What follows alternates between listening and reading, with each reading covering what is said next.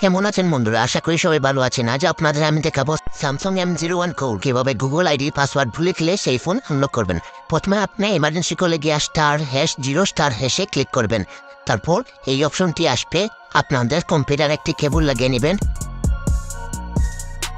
আর এই যে SM-FAO সফটওয়্যারটি ডাউনলোড করে নেবেন। শুধু SM-FAO 4.9 ডাউনলোড করলে হবে না, আপনাকে স্যামসাং USB ড্রাইভারও ডাউনলোড করতে হবে। স্যামসাং এর এই FRP হলো ওই স্যামসাং USB ড্রাইভার আপনারা গুগলে পেয়ে যাবেন। স্যামসাং USB ড্রাইভার যেহেতু ইনস্টল দেওয়া আছে তাই কেবল লাগানোর সাথে সাথে সেই সফটওয়্যারে আমাদের ফোনটা শো করবে।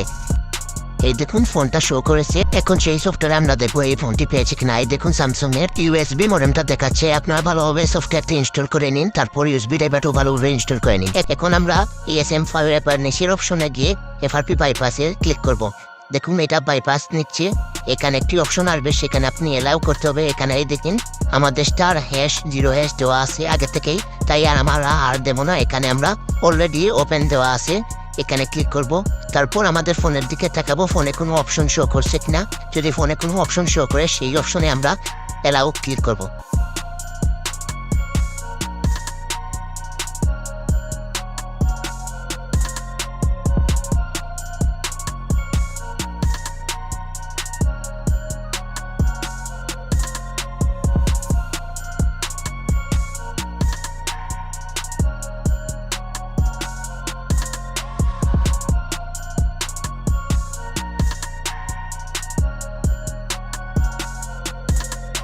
এই দেখুন এখানে ফোনে শো করেছে, তাই আমরা এখন এখানে ক্লিক করে এলাউতে দেব।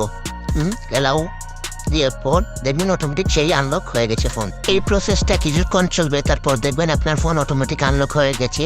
এখানে উঠবে যে আপনার FRP রিমুভ হয়ে গেছে, ফোন অটোমেটিক কাজ করবে, ভয় পাওয়ার কিছু নেই। এটা ওর কিছুই হবে না, এটা ফোন আনলক করতেছে।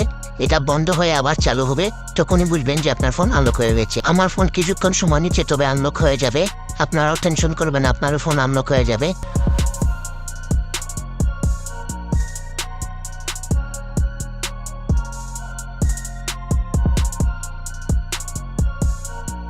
আমি কোনো কিছুতে ক্লিক করি নাই, এটা অটোমেটিকলি অফ হয়েছে।